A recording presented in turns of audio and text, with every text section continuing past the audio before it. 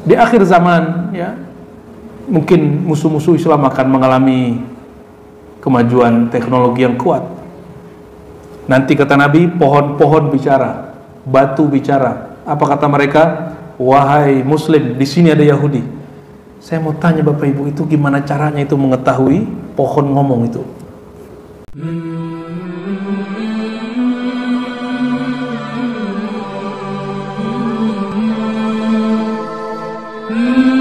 Warahmatullahi wabarakatuh.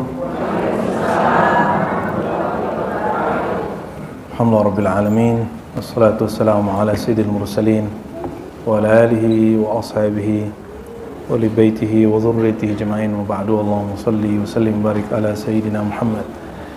Suaranya jelas, Bu? Emang suaraku yang kecil, Bu? Ya, coba kita pakai itu aja deh.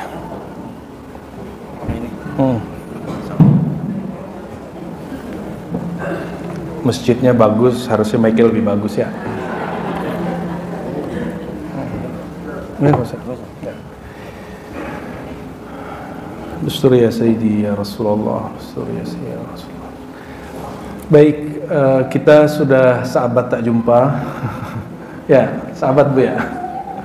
Insyaallah selingan saja kita buka kitab Ar-Ruh karya Ibnu Qayyim.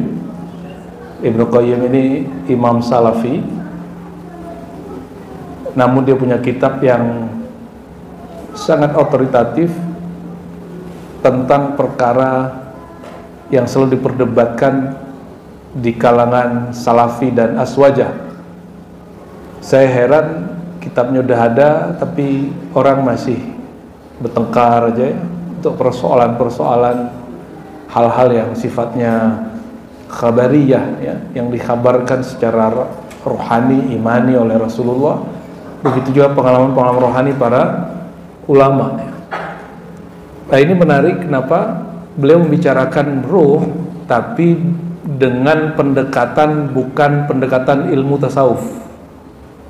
Biasanya kalau bicara ruh, orang bahasnya kalau nggak akidah, kalau nggak tasawuf. Ini dia bahas ruh tapi tidak menggunakan ilmu tasawuf, tidak menggunakan ilmu akidah kecuali seperlunya. Dia menggunakan riwayat ahli hadis, baik hadis-hadisnya Nabi ataupun juga pengalaman ahli hadis. Maka kitab ini kitab empiris secara riwayat, artinya ini termasuk kitab bukan bab akliyat, akal, bukan filsafat, bukan tasawuf, tapi ini persoalan dalil berdalil, dan itu urusannya ahli hadis ya. Namun kitab ini tidak disukai oleh kebanyakan saudara kita yang salafi karena tidak menyokong pemahaman mereka ya.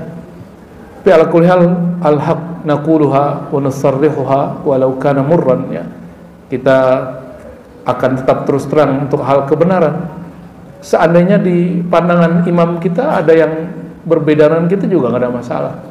Terbegitu juga. Dan Ibnu Qayyim ini walaupun dia imam salafi, tapi dalam bab fikih dia salah satu imam mazhab Hanbali.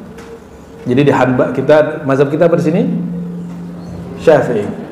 Imam Syafi'i punya murid namanya Ahmad bin Hanbal, kita sebut mazhabnya Hanbali.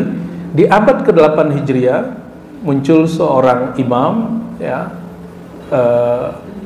murid Ibnu Taimiyah, namanya Ibnu Qayyim al-Jauziyah ya.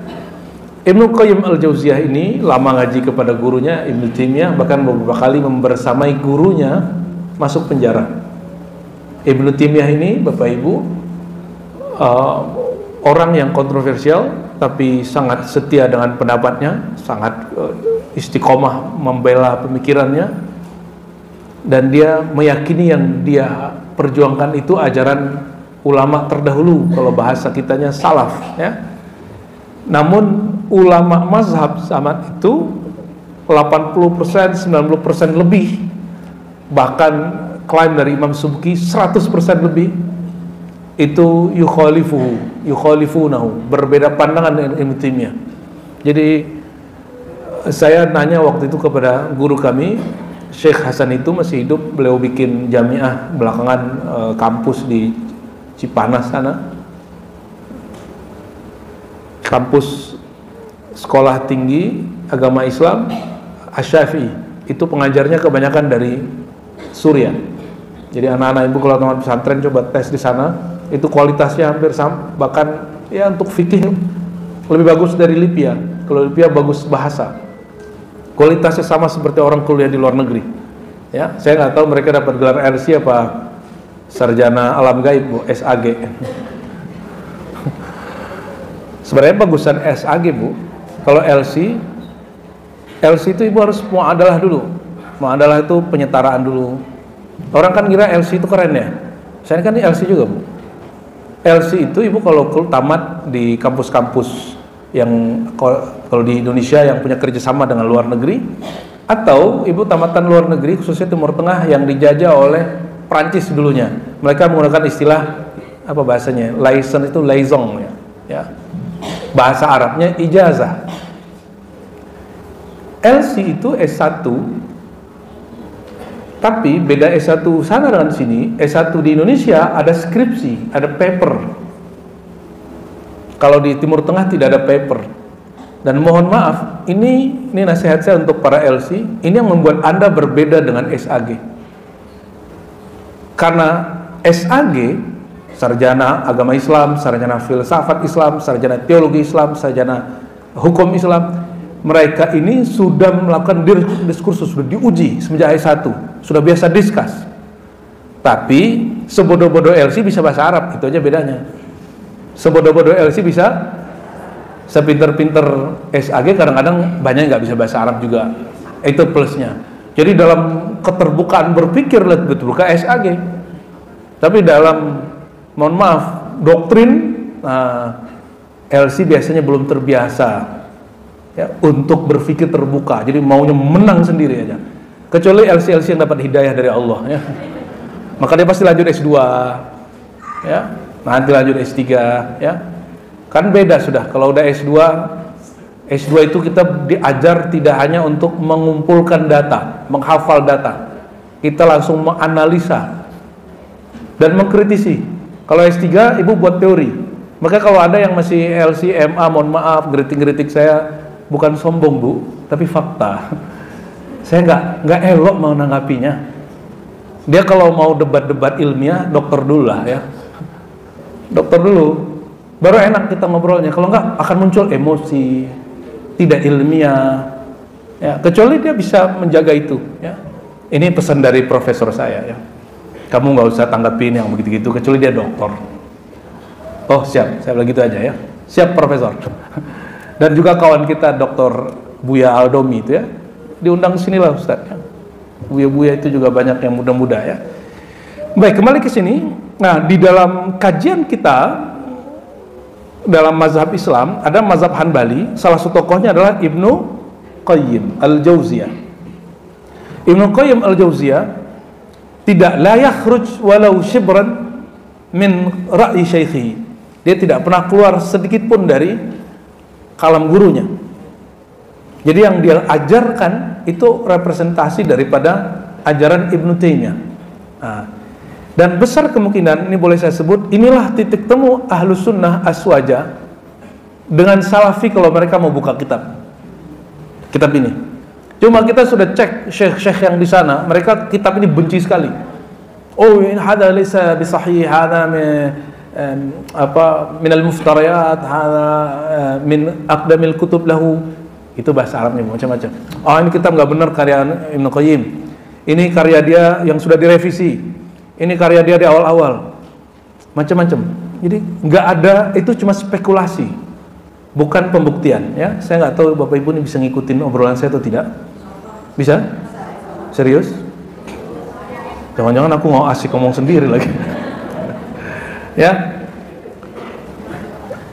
Biasanya mohon maaf, kalau ketemu teman-teman Salafi, Wahabi, ketemu Aswaja, ngurusinnya apa? Bid'ah gitu ya. Gubul sejarah, sarkub, sarjana kuburan, kan gitu. Tujuan mereka sebenarnya baik. Tujuannya supaya orang tidak nyembah kuburan. Cuma caranya lebih horor dari kubur. Itu aja masalahnya. Ya. tujuannya bagus. Tapi ada satu masalah, ini pertanda akidah Anda tidak kuat. Apa urusannya kubur dengan syirik? Sayyidah Aisyah tidur bertahun-tahun di kamarnya bersama makbarah kubur Nabi SAW. Nggak syirik kok, sholat di situ. Kenapa sekarang ada fatwa sholat di kubur haram? Yang nggak boleh kan sholat menyembah kubur, itu nggak boleh. Ibu bisa pastiin nggak depan masjid kita nggak ada kubur? Depan musola kita nggak ada kubur. Ya, kalau di papas-papas tuh ada kuburan. Yang dikhawatirkan itu orang hidup, bukan orang mati.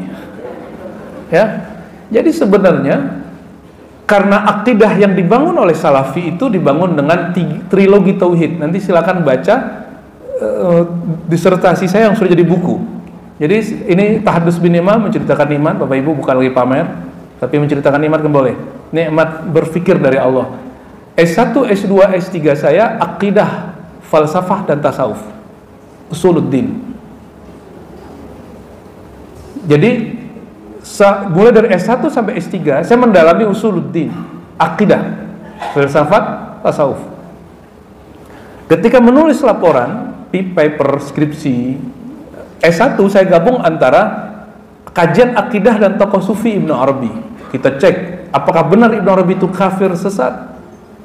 S2 saya gabung kajian ulama terdahulu di Indonesia, di Nusantara, bahkan Indonesia, Malaysia, Singapura, Patani sampai ke Filipina itu, tapi kita nggak dapat manuskrip Filipina. Kita mengkaji manuskrip ulama tasawuf di Nusantara. Manuskrip itu tulisan tangan. Ada tulisan tangan orang-orang dulu, belum dicetak. Hampir tiap hari kita masuk ke perpus nasional waktu itu. Akhirnya setelah setahun saya bolak-balik masuk, kita kemudian data mana kajian yang paling banyak. Ternyata orang-orang Indonesia paling banyak kitabnya ke tasawuf, akidah, baru fikih. Di situ ada indikasi bahwa orang Indonesia kuat di ajaran tasawuf, melebihi semua negeri Islam yang lain. Ibu nanti lihat kebangkitan tasawuf itu nanti di sini. Kebangkitan intelektual yang bersifat rohani ada di negeri kita, insya Allah. Amin ya rabbal, bukan amin, mau faktanya kok. Ya, contoh nih, martabat 7 itu mulai dari Aceh sampai Ambon kita temukan manuskripnya dalam semua bahasa, bahwa ada kebangkitan rohani di negeri ini, alhamdulillah rabbil alamin. Dan itu ditulis berabad-abad, 2 abad yang lalu, 3 abad yang lalu. Oke, kembali ke bab tadi. S3 saya menulis tentang teologi Salafi, judulnya Teologi Muslim Puritan, Akidah atau Teologi dan Genealogi. Genealogi itu silsilah. Jadi Salafi nggak pernah menulis silsilahnya secara mutasil sampai ke Imam Ahmad. Saya buatin. Kita teliti. Ya, S3 saya 4 tahun dan kita teliti itu. Di sini ngajar dulu, beliau mengajar saya 12 tahun, kami belajar dan mengajar di tempat beliau ilmu hadis dan kitab-kitab hadis. Maka S3 saya gabungkan akidah, tasawuf, hadis. Dalam akidah kita cek, karena dulu kita pernah Salafi, saya kemudian ingin mengeksplorasi tentang akidah Salafi, teologi Muslim Puritan. Kita buatin sanadnya di bab 4, lalu baru akidahnya di bab 5. Nah, tasawufnya saya sisip-sisipin aja, bahwa Ibnu Taimiyah pernah belajar tasawuf, Ibnu Qayyim juga pernah belajar tasawuf dan mempunyai sanad kepada Syekh Abdul Qadir Jilani, Imam Al-Qushairi dan imam-imam lain. Cuma beliau tidak sepakat dengan Imam Syazili, ya. Nah, itu baru mukadimah, Bu. Udah ngebul ya. Ini obrolan kampus, tapi saya ajak Bapak Ibu untuk ikut ilmiah, karena tadi kata Ustaz ini ruang seminar ya. Jadi aku langsung otaknya langsung berubah gitu. Seminar nih. Alhamdulillah sampai hari ini saya masih ngajar.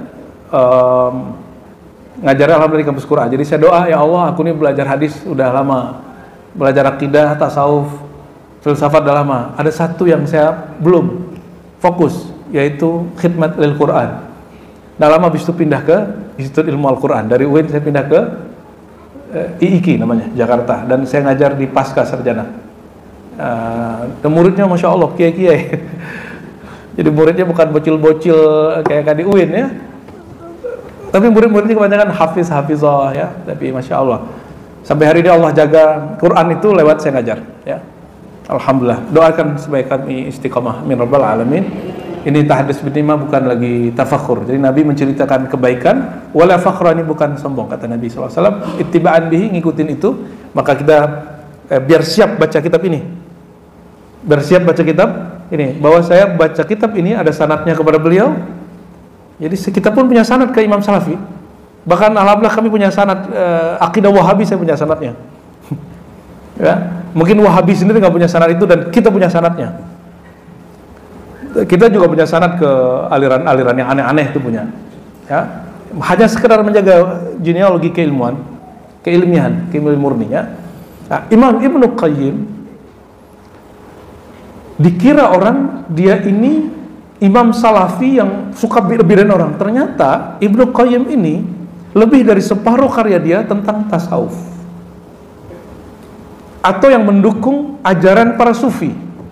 Salah satu kitab yang kontroversial itu, yang kemudian menguntungkan bukan Salafi, yang menguntungkan aswaja, khususnya para sufi atau para sarkubiyun, sarjana kuburan, itu kitab ini Bapak Ibu. Ya, kitab Ar-Ruh. Sudah ada terjemahannya. Kenapa saya sering menyebut satu kitab? Saya berharap muncul kebangkitan penerjemahan, percetakan, dan Bapak Ibu beli terjemahan-terjemahan itu. Kenapa kita sebut begitu? Orang Arab dulu mengalami kebangkitan intelektual setelah mereka menerjemah filsafat-filsafat dari Yunani. Tapi sebagian ahli hadis benci dengan itu, ya, dan menganggap itu racun. Ya, kalau saya sebagai ilmuwan tidak boleh begitu. Ya, sama juga orang Barat kemudian menerjemah buku-buku dari Arab dan menjadi buku Ibnu Sina diterjemah, maka kedokteran Barat jadi maju. Jadi Ibu kalau berobat ke dokter sekarang itu kan alirannya Barat, itu kiblatnya semua ke Ibnu Sina. Ya, jadi sebenarnya tidak ada kedokteran Islam dan tidak Islam. Yang ada kedokteran orang Islam dan orang tidak. Semua kedokteran ya sesuai dengan agama. Jadi rumah sakit Islam ada. Tapi Ibu cek rumah sakit Islami nggak? Coba cek sendiri ya. Saya banyak menemukan rumah sakit Islam tidak Islami, kotor, bau, ya, mempersulit. Dokternya kadang nggak profesional. Tapi ada beberapa rumah sakit Islam sudah mulai bagus, Itu kiblatnya Ibnu Sina, hasil dari terjemahan bahasa Arab ke bahasa-bahasa di Eropa. Indonesia kalau mau maju tidak usah malu menerjemah ilmu-ilmu pengetahuan dari luar dan gak usah gengsi baca teks terjemahan. Nah, kitab ini sudah diterjemah, tolong cari kitabnya ya. Jadi ini salah satu referensi kita di rumah. Kalau nggak pakai baca kitab yang saya punya, Bapak Ibu mau? Kalau ya saya beliin. Baik, apa kata beliau? Fahadha kitabun azimun naf'i jalilul qadri kathirul fa'idah. Nah, beliau sendiri sedang trust building, membangun kepercayaan tentang kitab ini. Kata dia, ini kitab sangat bermanfaat, sangat besar faedahnya, banyak manfaatnya. Masunnifa mithluhu fi makna. Ini tidak pernah ditulis sebelumnya.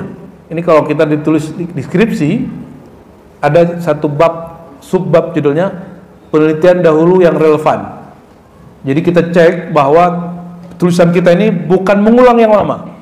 Nah dulu bahasanya begini, jadi ini bukan kalimat sombong. Imam Sya'rani, Ibnu Qayyim, Imam Zakaria Ansari itu mereka biasa ngomong begini. Karya ini tidak pernah ditulis sebelumnya. Bahwa kitab Ar-Ruh yang seperti ini tidak pernah ditulis hampir serupa dengan ini. Ya. Lalu dia mengatakan kitab ini mengandung apa? Tentang perkara arwahul amwat wal ahya. Jadi bapak ibu masih hidup atau sudah meninggal? Nah, itu mereka itu kalau kita datang tahu kita apa enggak? Itu yang dibahas. Ngeri enggak? Ya, ibu datang di kekuburan, baca assalamualaikum. Dia tahu enggak? Nah, dia sebutkan data-datanya mulai dari kitab sunnah sampai pengalaman batin sampai mimpi pun ada riwayat, ada sanadnya. Jadi mimpi aja sanadnya, Pak. Kalau yang mimpi orang ini kayaknya nggak masuk. Kalau yang mimpi kiai gimana? Masuk. Kalau yang bicara tentang kaya, orang belum kaya didengar nggak? Didengar nggak? Kalau konglomerat bicara kaya, cara jadi kaya, didengar nggak? Hah? Dengerin. Ulangi, kayaknya belum fokus. Siapa orang kaya di Indonesia? Kalau dia bicara, ini cara menghasilkan duit, pasti dengerin. Tapi kalau saya bicara, ini cara kaya, ibu kayaknya nggak percaya. Karena emang saya belum kaya, saya baru cukup aja. Ya. Tapi kalau saya bicara ilmu, orang kaya ngomong, saya ngomong, ibu pilih mana? Nah, berarti kaya itu ada dua, ada kaya ilmu, ada kaya, ya kalau dokter nggak kaya ilmu berhenti jadi dokter, cabut aja dokternya. Ya. Orang kaya boleh merasa kaya nggak? Dokter boleh merasa berilmu nggak? Boleh, cuma nggak elok, itu aja bedanya. Ya, tidak elok dia merasa berilmu. Dia harus tahu bahwa ilmunya dari Allah, sebagaimana orang kaya tahu bahwa hartanya dari Allah. Sehingga orang kaya tidak pelit berbagi ilmu, berbagi harta. Orang berilmu yang kaya ilmunya tidak pelit berbagi ilmu. Dan mohon maaf, hasilnya saya gengsi bahas begini di Atin. Tapi saya mikir, kalau ibu-ibu hanya diceritakan hal-hal yang bikin ketawa, bikin menangis terus kapan ibu cerdas? Bapak ibu cerdas? Ya, jadi sorry Ustadz ya, saya mendobrak itu. Ya, ibu mau selama-lamanya, bapak mau selama-lamanya diceritakan hal-hal yang tidak ilmiah? Selama-lamanya dibikin cuma untuk bisa nangis, bisa ketawa, itu doang? Itu agama? Nonton sinetron aja. Nonton sinetron kita bisa ketawa, bisa nangis. Ya, tapi dibohongi. Dan itu anehnya, kita ini mau dibohongi. Kan kalau ibu nonton, bapak ibu nonton, kita sudah tahu nih ini bohongan nih, tapi aku terima gitu. Ya, giliran yang beneran aja nggak diterima. Lalu dia mengatakan apa? Aku mengambil dari Alkitab, Sunnah, Athar. Nah, apa beda Sunnah dan Athar? Athar itu peninggalan ulama-ulama terdahulu, baik kalam atau perbuatan ataupun barang. Itu disebut Athar. Ya. Wa aqwal al-ulama al-akhyar, perkataan ulama yang akhir, baik pengalamannya ataupun mimpi-mimpinya. La adri asu'ila musannifu, ya, qaddasallahu rahu anha fa'ajab, ya. Kadang-kadang ada pertanyaan sampai disampaikan kepada pengarangnya, lalu dijawab. Nah, perhatikan di sini, Ibnu Qayyim punya murid, dan muridnya menyematkan satu doa yang biasa para sufi sebut.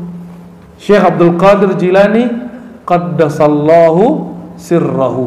Ini juga dipakai di sini. Ibnu Qayyim musannif hadzal kitab, qaddasallahu sirrahu. Kenapa? Karena di satu sanad yang saya jumpai, Ibnu Qayyim ngambil ilmu tasawuf zikir dari gurunya Ibnu Taimiyah dan bersambung kepada Syekh Abdul Qadir Jilani dan Imam Qushairi. Ya, terus terang ini orang mengatakan Ar-Razi pembohong, kita bisa buktikan dengan data sanad. Bukalah disertasiku ya. Jangan ngomong-ngomong doang. Ini sudah ada yang membantah ini kepada saya. Kita pakai teks. Dan itu kemudian dilihat pengaruhnya dari kitab ini, dan kitab tasawuf beliau banyak. Bapak Ibu, ada satu judul kitab Ibnu Qayyim namanya Al-Wabilus Sayyib. Al-Wabilus Sayyib itu adalah kitab zikir Ibnu Qayyim. Dan di situ dia menceritakan ahwal kerohanian, kewalian Ibnu Taimiyah, Imam Salafi, yang tidak sama seperti yang diceritakan kelompok Salafi, tapi seperti Bapak baca tentang kiai-kiai aswaja di Jawa, itu yang terjadi pada dia. Bahkan yang lebih parah, dia menyebutkan satu kondisi yang terjadi mirip-mirip Al-Hallaj. Pernah dengar Hallaj? Hallaj itu sama dengan Syekh Siti Jenar. Syekh Siti Jenar sudah bayang apa yang dia katakan? Dia lagi mabuk terus dia mengatakan aku Allah.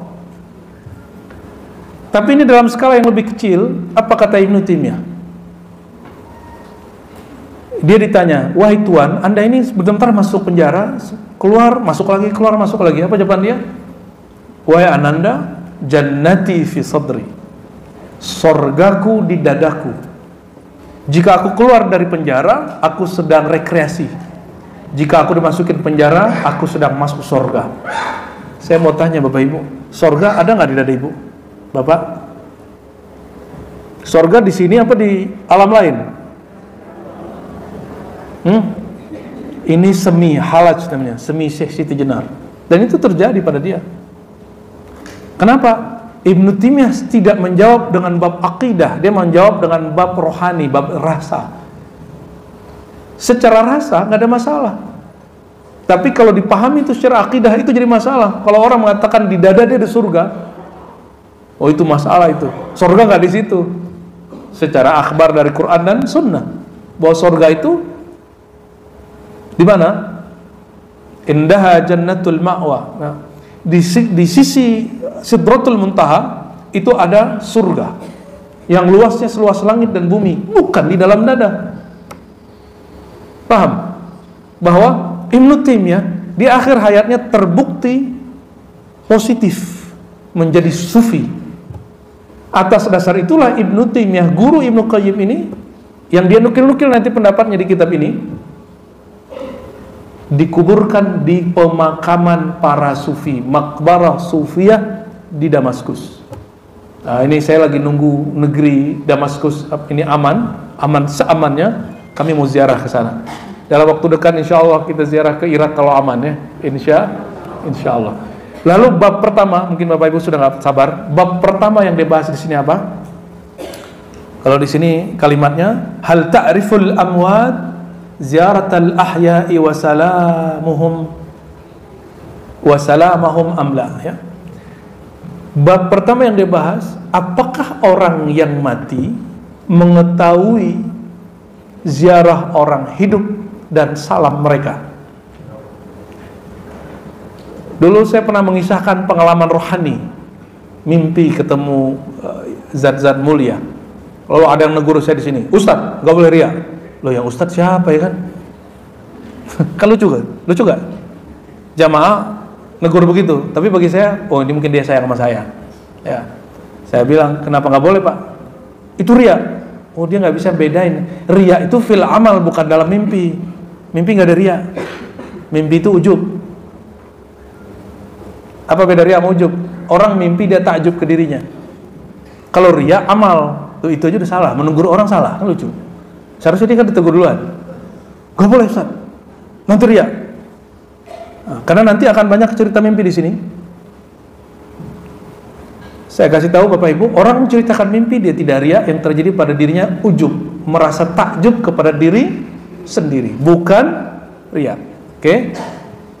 Tapi tidak semua orang menceritakan mimpinya takjub.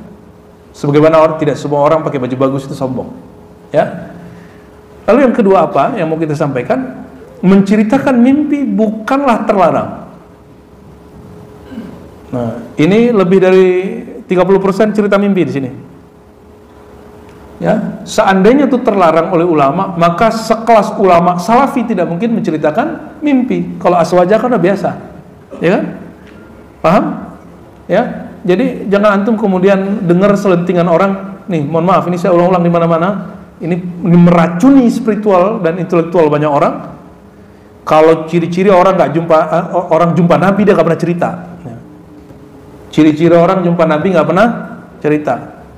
Terbalik logikamu. Justru ciri-ciri orang yang tidak pernah jumpa Nabi secara rohani, dia tidak pernah cerita, karena dia nggak pernah jumpa. Apa yang mau diceritakan? Kalau Bapak Ibu ini cerita tentang mimpi jumpa sesuatu padahal tidak jumpa, namanya apa? Bohong. Dan itu kelihatan. Ya. Hampir semua kitab yang kita baca, baik kitab Ahlus Sunnah, ahli hadis, fikih, tasawuf, teologi, semuanya mereka cerita mimpi. Ya, rahmatullah alaihim ajmain. Dan ansahtu nafsi wa iyyakum, ya, saya ingatkan jangan terpengaruh hal-hal yang selentingan begitu. Kita kalau nggak punya rezeki mimpi, kasih tahu, aku nggak pernah mimpi Nabi, jujur. Saya dengar Habib Bahar ngomong begitu, Pak.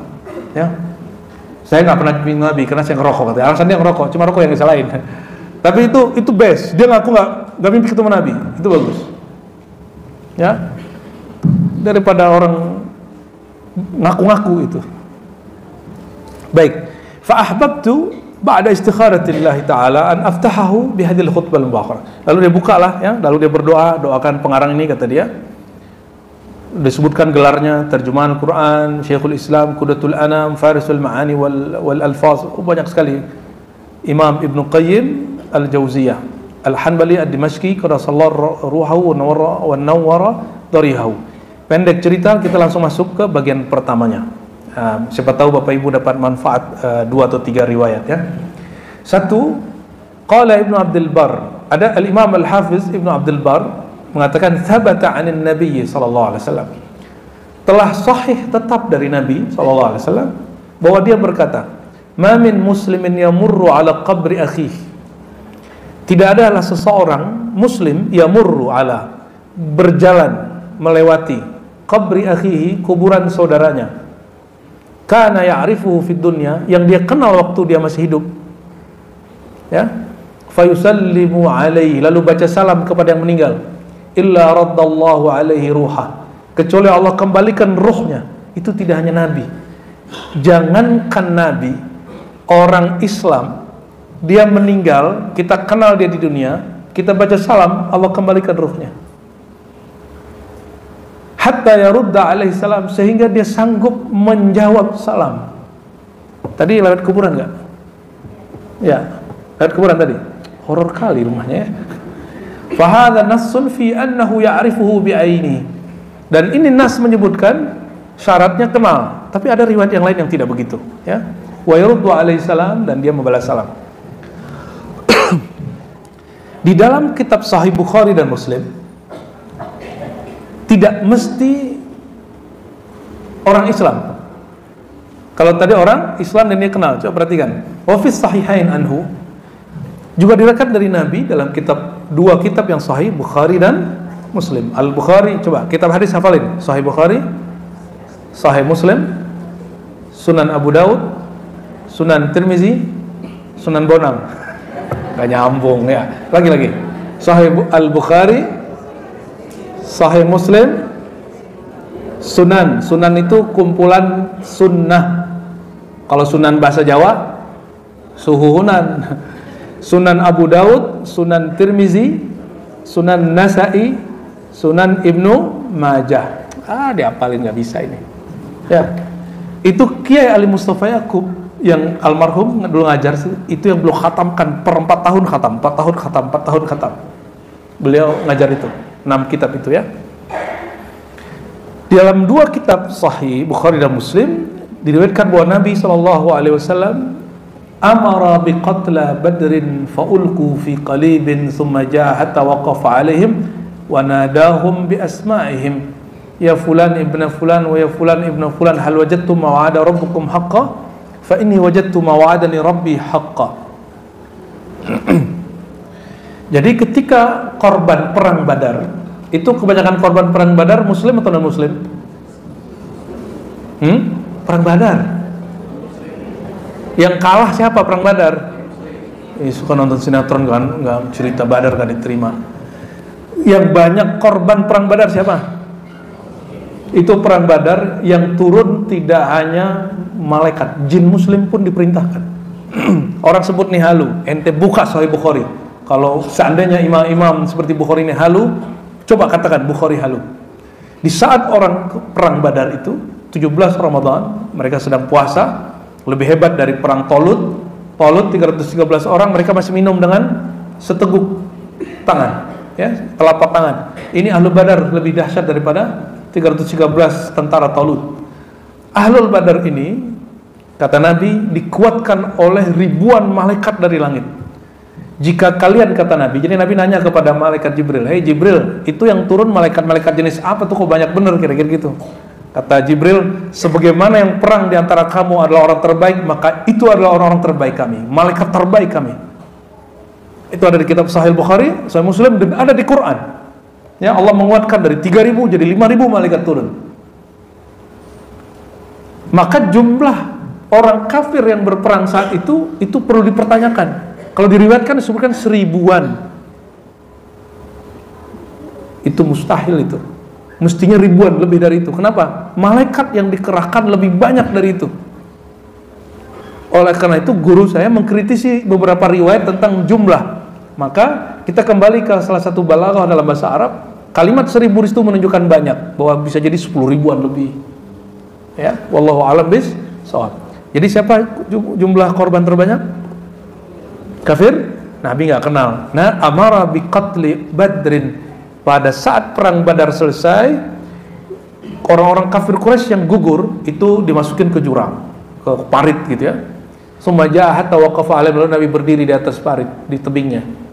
Wa nadahum bi asma'ihim, Nabi panggil nama-nama mereka yang Nabi kenal dan yang Nabi nggak kenal. Apa kata Nabi? Ya fulan, hal wajadtum ma wa'ada rabbukum haqqan. Yang tadi muslim, sekarang non. Oh, ternyata non muslim pun bisa dipanggil. Boleh dipanggil. Jadi kalau ada nih pejabat koruptor meninggal, kita bisa panggil ya, Pak. Tor gitu. Fa inni wajadtu ma wa'adani rabbi haqqan. Aku mendapati janji Allah itu benar. Kalau kalian apakah merasakan kebenaran dari janji Allah bahwa masuk kubur ditanya-tanya gitu.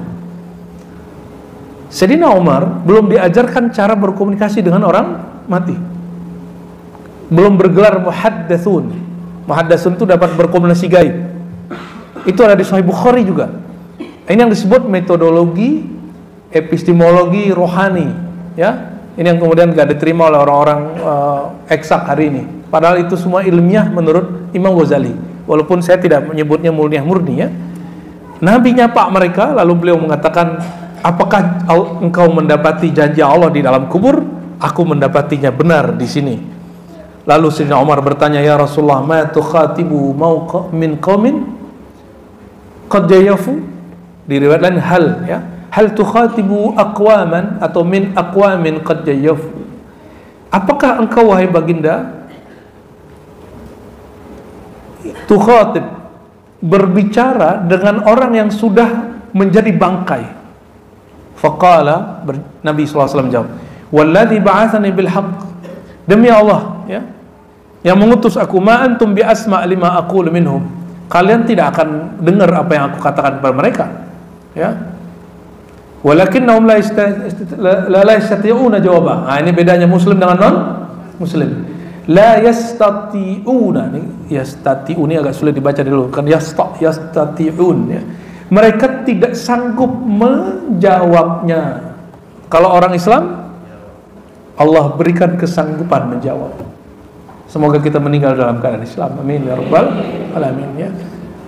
Wa thabata anhu sallallahu alaihi wasallam anal mayta yasma' qur'an 'alil musyi'ina lahu idza ansarafu anhu. Di dalam Sahih Bukhari dan Muslim disebutkan, ini bantahan kepada kawan-kawan, ya, Wahabi yang orang mati itu udah enggak dengar apa-apa. Ente la tafham, enggak ngerti, ada di Sahih Bukhari, ada di Sahih Muslim, hadis yang kamu sendiri paham. Kamu sudah sering dengar bahwa orang yang mati ketika baru dikubur, ya, dia tahu bunyi langkah orang yang, ya, melayat. Betul nggak? Ini yasma' qur'ani 'alil musyi'in. Dia dengar bunyi telapak orang-orang yang melawat, ya, yang takziah. Idzan sarafu anhu, ketika mereka pergi. Tapi mereka mendengar dengan apa? Dengan telinga ini. Oh, ternyata bukan telinga ini sebenarnya yang benar-benar mendengar. Telinga ini tuh kayak antena, Bung, Bapak Ibu. Antenanya rusak, dalamnya belum tentu rusak, ya. Maka ada orang yang mungkin rusak telinga, mungkin dikasih alat apa, tapi sebenarnya yang mendengar itu adalah sifat sama yang Allah berikan kepada kita. Ketika tubuh ini mati, sifat sama itu Allah kembalikan. Ini yang disebut tadi. Ketika mereka meninggal, kita baca salam, Allah kembalikan ruh. Ruh itulah yang bersifat sama, mendengar, melihat. Tubuh mati, ruh tidak mati. Karena ruh yang mendengar, jadi yang mendengar saya sekarang ini siapa? Ruh apa telinga? Benar? Ruh apa telinga? Serius? Bingung ya? Belum kenal sama diri sendiri ya? Ruh, karena yang didengar itu bab alam nyata, maka memerlukan telinga yang nyata. Kalau kita jumpa dengan orang meninggal, kita baca assalamualaikum, kita pakai lisan dan kolbu. Dia udah gak punya lisan, maka yang mendengar telinga ini atau kolbu? Jadi bisa dengar gak? Bisa, cuma ente aja gak belajar kolbu. Iya, serius.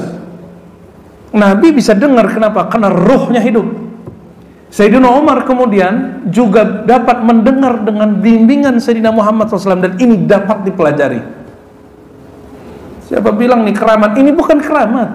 Ini masalah engkau kenal dirimu atau tidak kenal dirimu. Ya. Sayyidina Umar, Sayyidina Ali kan intip-intipan itu.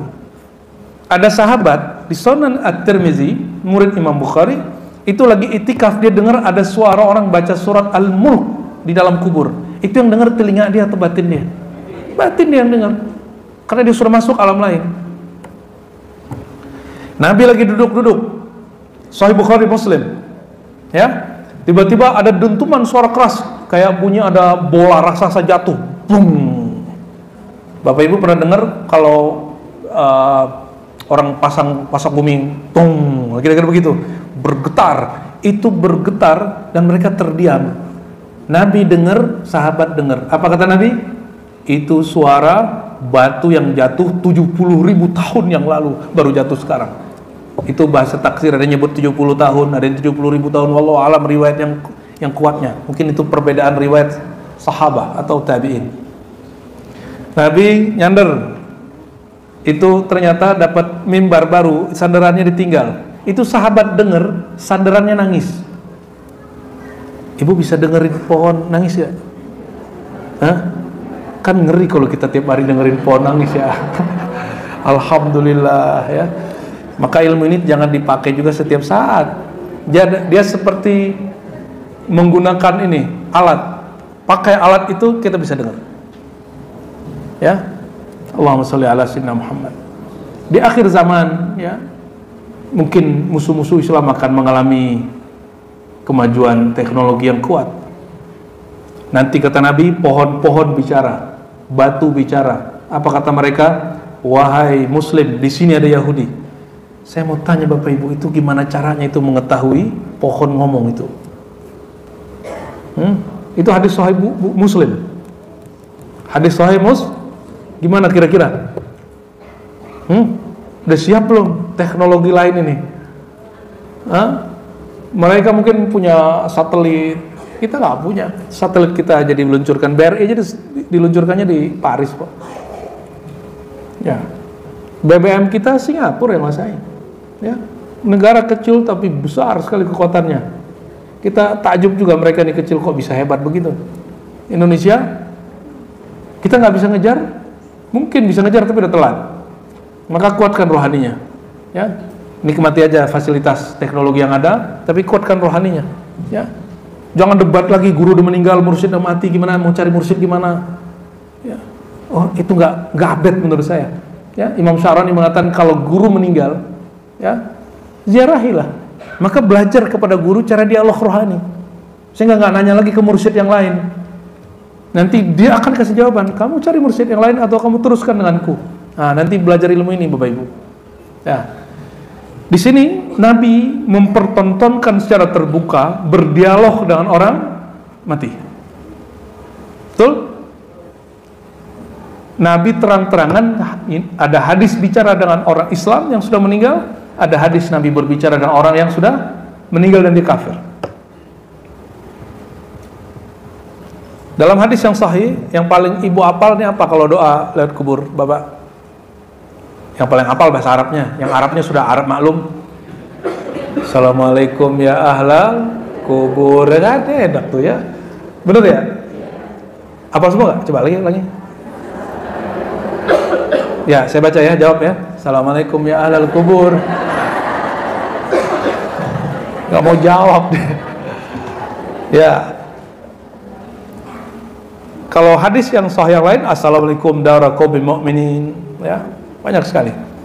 Kalimat Assalamualaikum, ya, kata dia, khitabun liman yasma' wa yaqil walau lidzalik la kana hadzal khitab bimanzilati khitabil ma'dum wal jamal. Nabi mengajarkan dalam hadis yang sahih Bukhari, Muslim, Abu Daud, Tirmidzi, Nasai, Ibnu Majah dan semuanya, kalau kita melewati kuburan, bacalah salam. Salam itu kepada benda mati, kepada hewan, kepada tumbuhan, kepada siapa? Kita kalau ngeliatin kuburan salam. Oke. Kalau ketemu kucing baca salam nggak? Ketemu guguk salaman nggak? Assalamualaikum kambing gitu ada? Ada nggak begitu? Kan nggak ada. Tapi saya mau tanya, kambing ada ruhnya nggak? Oke, kambing berakal nggak? Oke. Kalau saya datang ke sini, saya tahu nih Bapak Ibu ini berakal dan hidup, makanya saya baca Assalamualaikum. Ya, tapi kalau ibu-ibu ini nggak hidup, nggak berakal, itu saya nggak perlu baca. Kata Ibnu Qayyim, ini dalil bahwa orang yang dalam kubur itu masih berakal dan hidup, tapi dimensinya berbeda. Ini dalilnya. Ini perkataan siapa? Ibnu Qayyim. Dan di hadis ini disebutkan nggak kapan ziarah? Hari apa? Di hadis ini nggak ada, tapi nanti Ibnu Qayyim sebutin ada hari-hari tertentu yang sangat cepat koneksi kepada orang itu. Mau tahu? Ini waktunya habis. Bikin mati penasaran lah nih Bapak Ibu. Nah, sebelum masuk ke sana, wassalafu mujma'una ala hadza. Ulama salaf ijma, konsensus sepakat bahwa ini benar.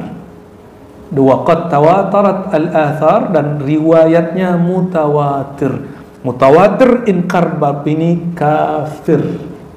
Ya. Bi anna al-maita ya'rifu ziyarat al-hayy lahu wa yastabshiru bih.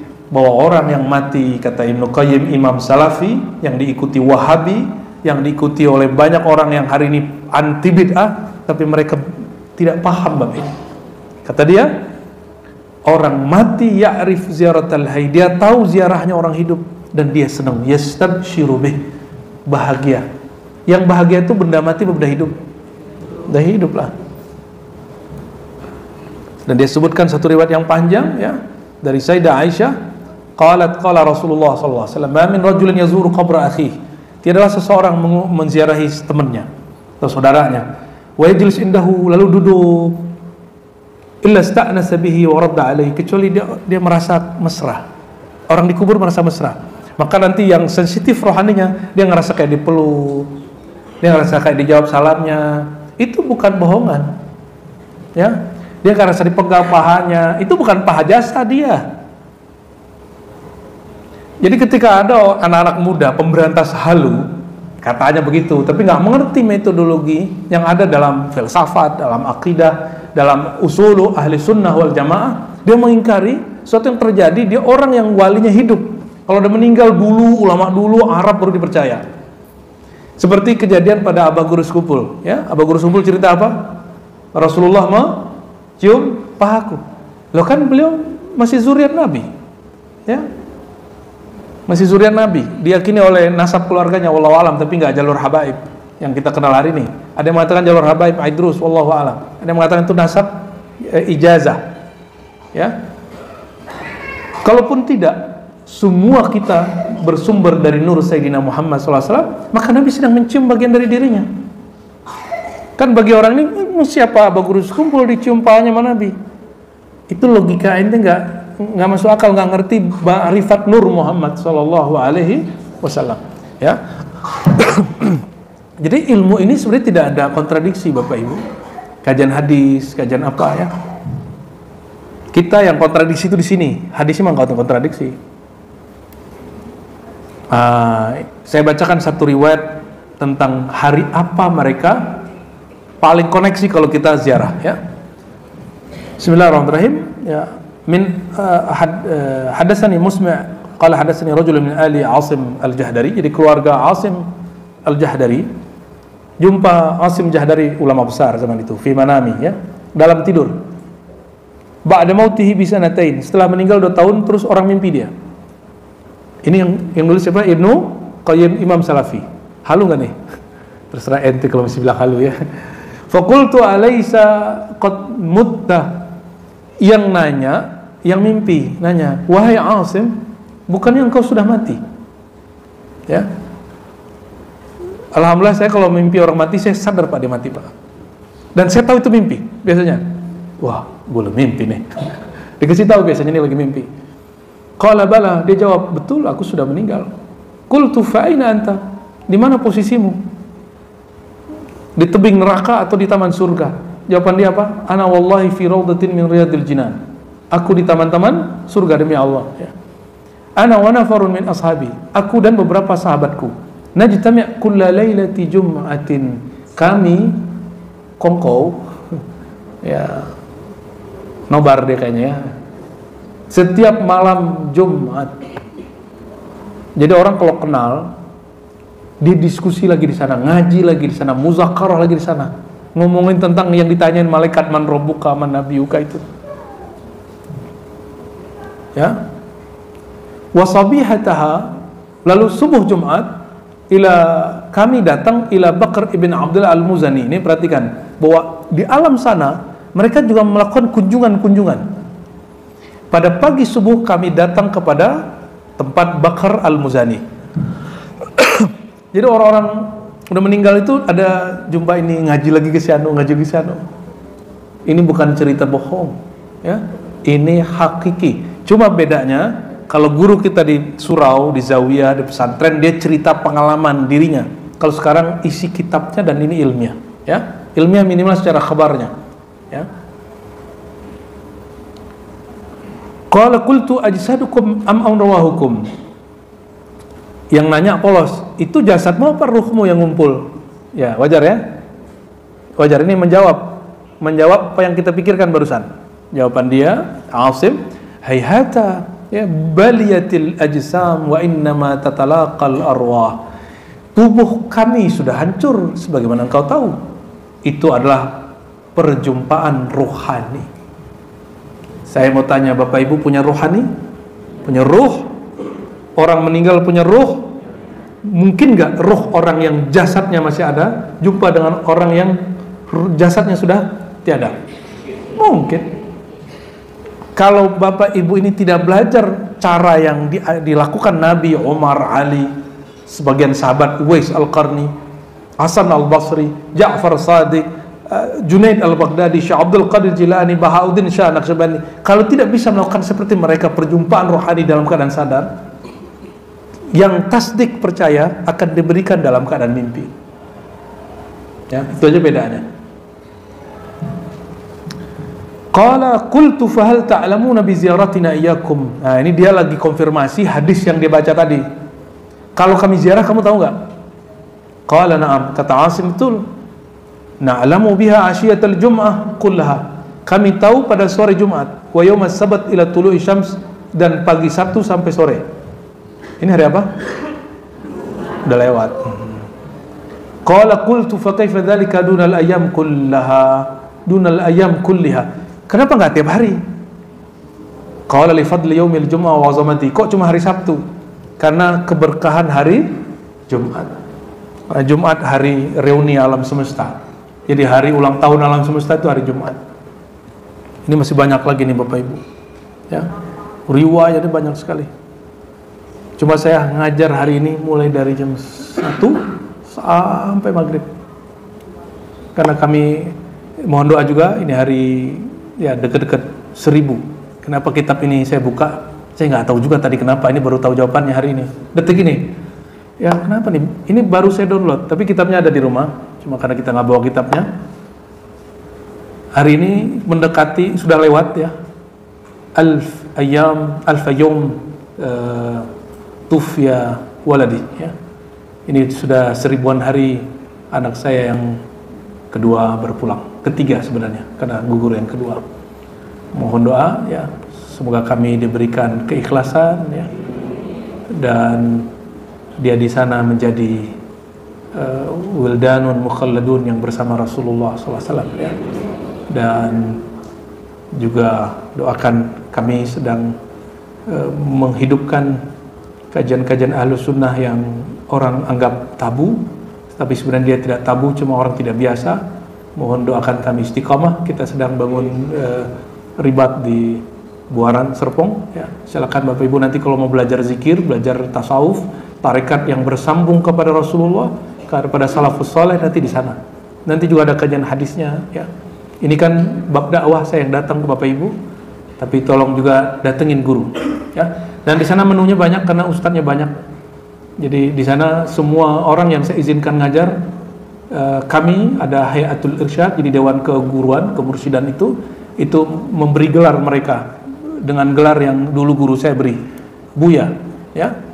Ini kami bukan orang Banten, jadi Buya itu bukan orang tua, Buya itu muallim ya, sebagai bentuk cara mengenang kami dengan orang-orang tua dulu. Jadi walaupun dia orang Jawa, kita panggil Buya juga dia.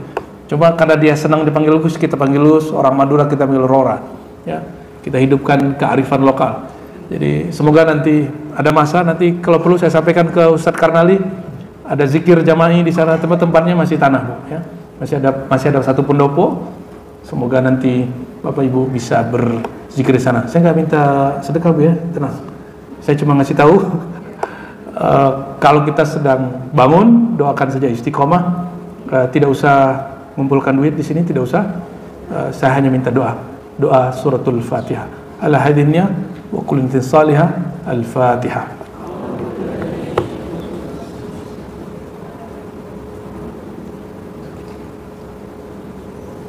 Astaghfirullahaladzim, na'udzubillahi bismillahirrahmanirrahim. Allahummarrahmanirrahim, ya karim, ya azim, ya azim, ya azim, ya azim, ya sami' ya basir, ya sami' ya basir. Salli wa sallim wa barik ala sayyidina Muhammad. Allahumma balligh salamana wa tahiyyatana ila ruhi sayyidina Muhammad.